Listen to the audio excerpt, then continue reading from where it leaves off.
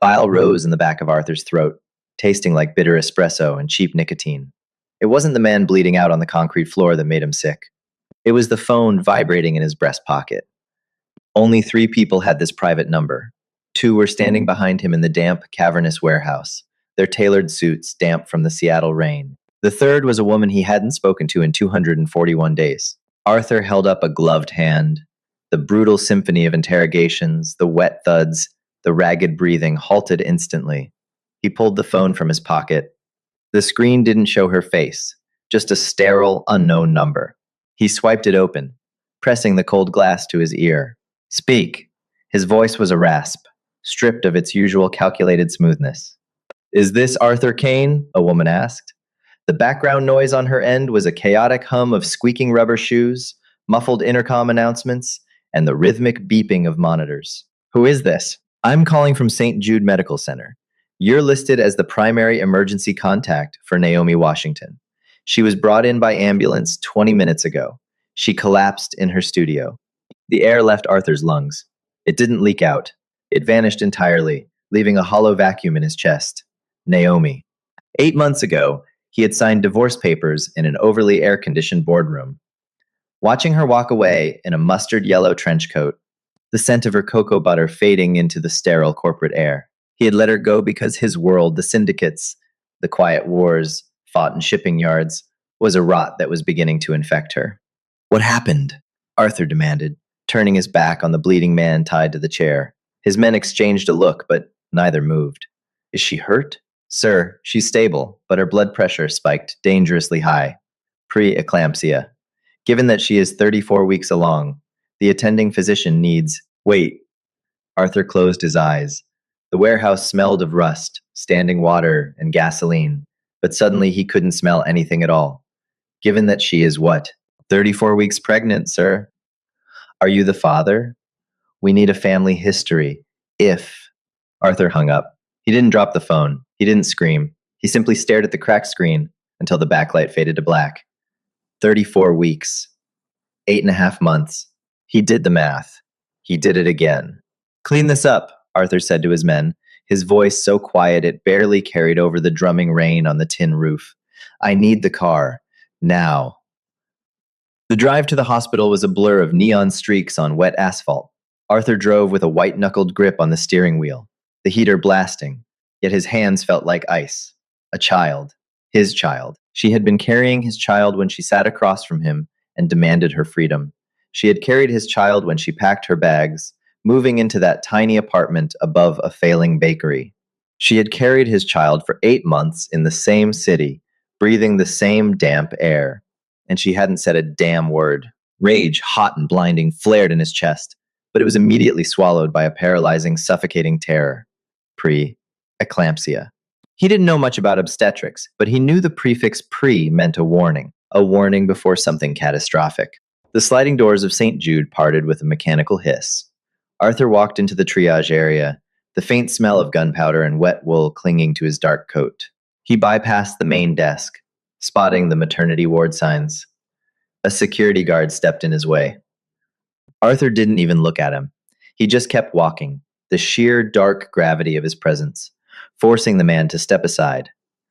Room 412. He pushed the heavy wooden door open. The room was dim, illuminated only by the harsh, blue-white glow of the fetal monitor and the amber streetlights filtering through the blinds. And there she was. Naomi was asleep or unconscious, her head turned toward the window. Her beautiful, rich brown skin looked ashen under the fluorescent glare, stripped of its usual warmth. Her hair, usually styled in intricate thick coils, was pulled into a messy, unraveling bun at the nape of her neck. An IV line snaked into the back of her hand, the medical tape stark white against her dark skin. But it was the center of the bed that anchored Arthur to the floor. The hospital blanket was pulled up to her chest, but it couldn't hide the massive, undeniable mound of her belly. He walked closer, his leather shoes silent on the linoleum. He couldn't breathe. He stood at the edge of the bed, staring at the rise and fall of the blanket. It wasn't abstract anymore. It wasn't a concept over a phone call. There was a human being in there, a life they had made on a lazy Sunday morning, tangled in linen sheets, before the shadows of his life had swallowed them whole. His hand shook. Arthur Kane, a man who had negotiated with cartels with a steady pulse, reached out with a trembling hand. He didn't touch her. He just hovered his fingers inches above the blanket, feeling the faint, radiating heat of her body. Suddenly, the monitor beside the bed blipped a little faster. Naomi shifted, her brow furrowed, a grimace of pain tightening her features as she let out a dry, ragged exhale. Arthur stepped back, dropping his hand, bracing himself for the moment she opened her eyes. Everything hurt. It wasn't a sharp, localized pain, but a deep, bruised ache that settled into Naomi's bones. Her lower back throbbed with a dull rhythm, and her ankles felt uncomfortably tight, swollen like water balloons, ready to burst. She opened her eyes. Her mouth tasted like dry cotton and old pennies. The ceiling tiles above her were a mottled, water-stained white. For a brief, disorienting second, she thought she was back in her ceramic studio, staring at the plaster ceiling. Then the smell hit her. Institutional bleach, rubbing alcohol, and stale cafeteria coffee. Hospital. She tried to sit up, but a heavy wave of nausea pushed her back into the thin, starchy pillow. Her hands instinctively went to her stomach, her fingers spreading wide across the tight drum of her belly. The baby kicked a sharp, rolling movement against her ribs. Naomi let out a breath she didn't know she was holding. "We're okay. You're still here. You didn't tell me." The voice came from the darkest corner of the room. It was low, quiet, and carried a jagged edge of suppressed violence that Naomi knew intimately. She didn't jump. She just closed her eyes for a moment, an exhausted sigh escaping her cracked lips. Of course, the emergency contact forms. In the chaos of setting up her new life, building her kiln, finding wholesale clay suppliers, she had forgotten to log into her health portal and remove Arthur's name. Naomi slowly turned her head. Arthur stepped out of the shadows, moving into the pool of light cast by the fetal monitor.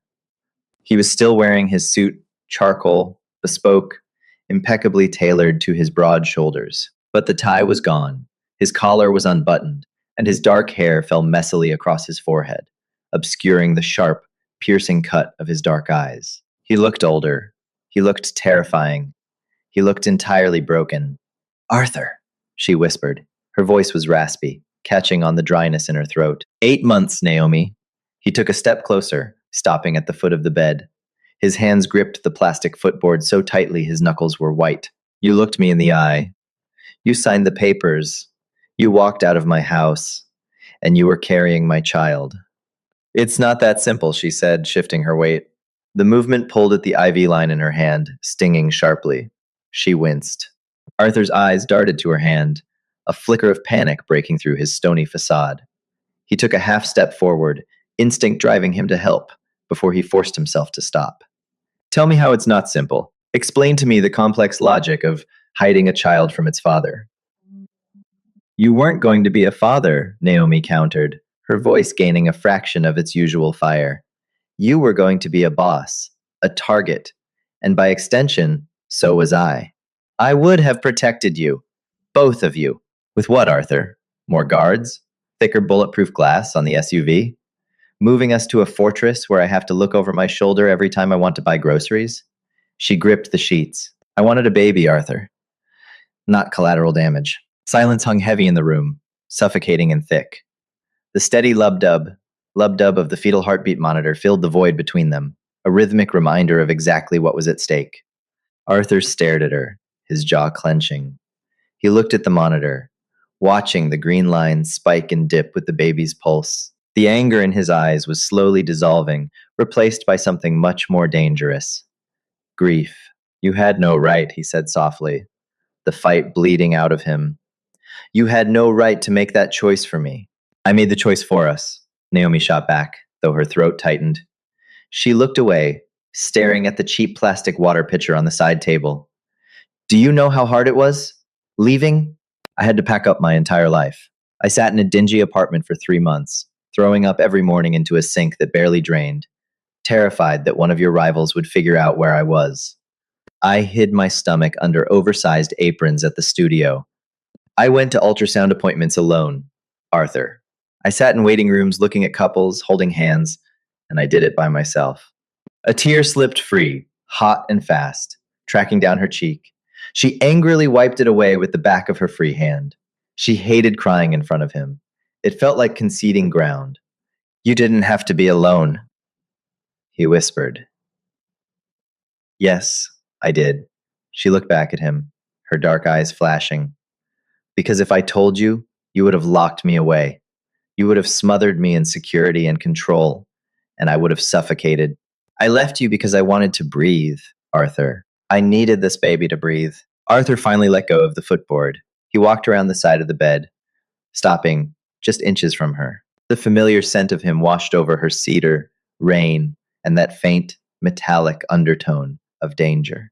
He slowly lowered himself into the cheap plastic visitor's chair, burying his face in his hands. For a long time, the only sounds were the hum of the machinery and the ragged intake of his breath. When he finally looked up, his eyes were bloodshot. The doctor said, "Preeclampsia. Your blood pressure is dangerously high. They're talking about inducing labor early if it doesn't stabilize." Naomi swallowed hard. The reality of her medical emergency, momentarily eclipsed by Arthur's arrival, came crashing back down. I got dizzy at the studio. My vision went blurry. Next thing I knew, the EMTs were loading me onto a stretcher. She looked down at her swollen stomach, her protective anger shifting into deep, visceral fear. It's too early. The lungs aren't fully developed. I can't. Arthur, I can't lose this baby. It was the first time she had used his name without venom, the first crack in her armor. Arthur reached out. This time, he didn't stop. He placed his large, warm hand gently over hers, where it rested on her stomach. His touch was heavy, anchoring. You aren't going to lose the baby, Arthur said, his voice dropping into that absolute authoritative register that used to command entire rooms. But now, he wasn't commanding soldiers. He was making a desperate vow to the universe. I'm here. You aren't doing this alone anymore. Naomi looked at his hand, pale against her dark skin, resting over the life they had accidentally created and purposefully complicated. She didn't pull away. She was too tired, and beneath the resentment, a tiny, quiet part of her was relieved. But as the baby kicked against his palm, she knew the hardest part wasn't the medical emergency. The hardest part was going to be tomorrow, when the sun came up, and she had to figure out how to keep her child safe from the man holding her hand. Morning broke over Seattle, not with sunlight, but with a flat, suffocating gray that pressed against the hospital windows. The room smelled of iodine, stale breath, and the faint, synthetic lavender of the hospital-grade hand sanitizer. Arthur hadn't slept.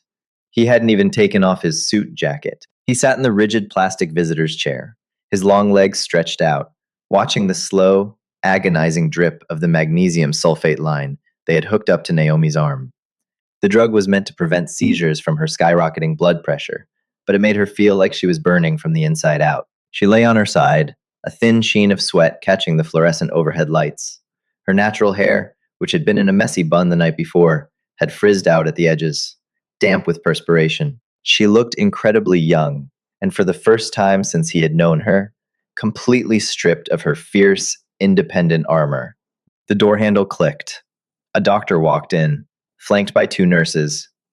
His name tag read, Dr. Jace. He didn't look at Arthur. He looked directly at the monitor, his mouth pressing into a thin, grim line. Blood pressure is 165 over 1 to 10, Jace said, scribbling on a clipboard. The magnesium isn't dropping it fast enough, Naomi. Your kidneys are starting to show the strain. We can't wait any longer. We need to induce labor now. Arthur stood up. The sheer size of him, the broad shoulders, and the dark, tailored silhouette made the small hospital room feel instantly claustrophobic. She's not full term. You said 34 weeks. I am aware of her chart, Mr. Kane, Dr. Jace replied, his voice clipped. But if we don't deliver this baby, Naomi could stroke out. The baby is safer in the NICU than in a hostile womb. We're starting the Pitocin drip. Arthur's jaw locked. He was the head of a syndicate that moved millions through the Pacific Northwest and Seoul. He dictated terms. He set the timelines. Men, older and more dangerous than Jace, bowed their heads when Arthur spoke. But here, in this room, Arthur was entirely impotent. All the money in his offshore accounts couldn't buy Naomi a functioning placenta. Do it, Naomi rasped from the bed. She didn't open her eyes. Her voice was weak, but the stubbornness was still there. Just get him out safe. Him. Arthur flinched. The word hit him like a physical blow to the sternum. A son. He was having a son. The heavy, bloody legacy of the Kane Syndicate, the expectations, the violence, the endless cycle of paranoia, suddenly hung in the room like a ghost. This was exactly why she had run. The nurse swapped the IV bags. You're going to feel a tightening, Naomi. It will start slow, like a period cramp, and then ramp up. The Pitocin makes the contractions come harder and faster than natural labor. Don't try to be a hero. Ask for the epidural when you need it. 10 minutes later, the first contraction hit. Naomi's eyes flew open. Her back arched off the mattress, a sharp gasp tearing out of her throat. It wasn't a cramp. It felt like someone had wrapped a thick, rusted chain around her lower spine and pulled it tight with a winch. Arthur moved to the bed. He didn't know what to do with his hands. He hovered them over her shoulders, terrified that touching her would somehow make the pain worse. Breathe, Naomi, he said. His voice was gravelly. Useless. Don't tell me to breathe, she snapped, her teeth gritted. Her fingers scrambled blindly across the stiff white sheets until she found his hand. She gripped it. Her nails, short and unpolished from working with clay, dug violently into his skin. Arthur didn't pull away. He leaned in, letting her use him as an anchor. He watched the vein in her neck bulge. He smelled the sour, metallic scent of her fear mixed with the cocoa butter lotion she always wore. I hate this, she hissed, as the contraction peaked. Tears of sheer physical agony leaked from the corners of her eyes. I hate you for not being here, and I hate that you are here now. I know, Arthur said. He used his free hand to wipe a damp curl from her forehead. His thumb brushed against her hot, damp skin. I know. Squeeze harder. Break my hand if you have to. She almost did. For the next 4 hours, the room devolved into a brutal, messy war of attrition. The pristine, quiet environment shattered. Naomi threw up yellow bile into a plastic basin Arthur held under her chin. She cursed at him, at the doctors, at herself. The epidural failed on the left side of her body, leaving her to feel half of the tearing, blinding pain of every contraction. Arthur watched her break down. He watched the fierce, brilliant woman who had once thrown a whiskey glass at a cartel enforcer's head curl into a fetal position, sobbing for her mother. It shredded him. Every ragged scream she let out carved a hollow space in his chest. He wiped her face with wet washcloths. He fed her ice chips. He held her leg when the nurses told her it was time to push. He stopped being Arthur Kane, the boss. He was just a man, terrified and completely at the mercy of biology. I can't do it, Naomi sobbed, her head falling back against the sweat-soaked pillow. Her chest heaved. Her lips were cracked and bleeding where she had bitten them. Arthur, it hurts too much. I have nothing left. Arthur leaned down, pressing his forehead against hers. Their breath mingled. Listen to me, he whispered, his voice shaking. You are the strongest person I have ever met. You packed up your life and hid from a ghost for 8 months to protect him. You built a life from scratch. You can do this. 2 more pushes, Naomi. Bring him here. Bring our son here. Naomi let out a ragged, guttural sob. She gripped the back of Arthur's neck, her fingers twisting into his dark hair. And as the next contraction peaked on the monitor, she bore down with a scream that rattled the plastic blinds against the glass. Blood and amniotic fluid stained the pristine white sheets, soaking deep into the mattress. Delivery wasn't a miracle. It was a blunt force trauma. Doctor, Jace barked orders over the frantic, high-pitched alarms of the monitors. Naomi's fingernails dug into Arthur's palm, breaking the skin, but he didn't blink. He watched the crown of a head emerge, slick and dark under the harsh fluorescent lights. One final, guttural scream tore from Naomi's throat. She collapsed backward, her chest heaving, sweat matting her tight curls to her forehead. Then, the baby was out. A tiny, spindly creature coated in thick white vernix and streaks of bright red. Arthur waited for the wail. He waited for the triumphant sound that always signaled life in the movies. Nothing came. The silence hit the room like a physical blow. It was absolute and suffocating, stretching out for 1 excruciating second. 2 seconds. 3. Why isn't he crying? Naomi's voice cracked, raw and panicked. She tried to lift her heavy head, her exhausted muscles shaking. Arthur? Arthur couldn't speak. He watched Jace clamp and cut the cord with clinical, terrifying speed. Two nurses immediately grabbed the limp, blue gray body and rushed him to a warming table in the corner. They rubbed his back with rough, stiff towels. A tiny plastic mask clamped over his face. The suction machine clicked, a rhythmic, wet slurp that made Arthur's stomach violently heave. He was Arthur Kane. He controlled shipping ports, local politicians, and underground syndicates. He ordered men to disappear, and they simply did. Yet here, standing in a room that smelled faintly of iodine, bleach, and iron, he was entirely powerless. He squeezed Naomi's hand, his own trembling so violently he couldn't stop it. Breathe. He stared at the tiny, fragile chest. Just take a breath. At the 12-second mark, a sound pierced the heavy air. It wasn't a robust, healthy wail. It was a jagged, reedy gasp, a wet, desperate squeak, like a drowning animal finally breaking the surface. Arthur's knees buckled. He didn't fall, catching himself heavily on the edge of Naomi's bed, but he dropped his head onto the mattress. The ruthless architect of Seattle's underworld squeezed his eyes shut as a hot, uncharacteristic tear slipped down his cheek, soaking into the starchy hospital blanket. On the bed, Naomi let out a hysterical, breathless laugh. He's crying, she sobbed, staring at the mottled ceiling tiles. He's crying. The baby's skin slowly flushed from bruised violet to a furious, blotchy red as he fought the oxygen mask. Heart rate is stabilizing, a nurse called out, her tense shoulders dropping in relief. He's a fighter. They didn't let Naomi hold him. He was too small, too fragile. But before whisking him up to the NICU in a heavily monitored plastic box, a nurse wheeled the incubator close to the bed. Naomi reached out through the small porthole.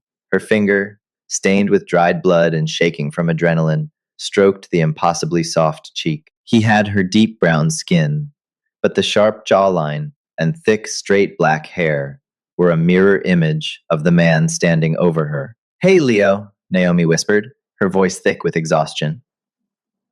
Arthur stared at his son. Leo. No syndicate middle name, no heavy bloody legacy attached to it, just Leo. When the nurses left, taking the incubator with them, the adrenaline finally crashed. The room felt hollow. Arthur pulled up a chair. His bespoke suit was ruined, knees stained, shirt soaked in cold sweat. He leaned forward, resting his elbows on his knees, staring at the scuffed linoleum. "He'll need the best specialists," Arthur said quietly, the gravel back in his voice. "I'll make the calls. We'll set up a medical wing at the estate." Naomi stiffened. The pain meds were pulling her under, but the familiar, suffocating grip of his world snapped her awake. No. Arthur looked up, his dark eyes hardening. "He is my son. He needs protection. He needs a normal life," Naomi snapped back, ignoring the sharp pain radiating from her stitches. "I didn't hide in a moldy apartment for 8 months just to let you lock him in a fortress. I won't let him grow up learning how to check for car bombs, Arthur." He stared at her. The anger was there, a reflex honed by years of absolute authority. But as he looked at her bruised hands and the dark, exhausted circles under her eyes, the anger died.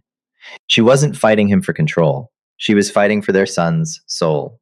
Arthur looked back toward the door where Leo had disappeared. He had built an empire of fear to keep his enemies away, but he had just realized that empire was a cage, and he was about to lock his newborn son inside it. "You're right," Arthur said. The words tasted foreign. Naomi blinked, stunned. "What?" I said, "You're right." Arthur stood up. He reached out, gently wrapping his massive hand around her small, ivy-taped one. "I won't put him in that life. You can't just walk away, Arthur. They'll kill you." "Let them try." The cold, calculated predator returned to his eyes. "I know the accounts. I know the offshore routes. I have enough leverage to force the council out. I will burn the entire syndicate to the foundation before I let the ashes fall on him."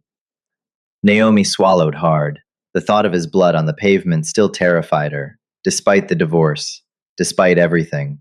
It's a war. It's a necessary one. He leaned down, pressing his lips to her forehead. The scent of cedar, rain, and gunpowder washed over her. "I have a son to raise, and I have a wife to win back." "Ex-wife?" she mumbled, too tired to pull away. "For now," Arthur murmured. He sat back down in the hard plastic chair. He didn't pull out his phone to call his men. He just sat beside her in the quiet, dim room, keeping watch as she finally fell asleep. If this raw, emotional mafia romance hooked you, don't forget to hit that like button and share it with your fellow drama lovers. Subscribe to the channel for more intense, grounded stories where love and danger collide. Ring the notification bell so you never miss an upload. What did you think of Arthur and Naomi's intense reunion? Drop your thoughts in the comments below.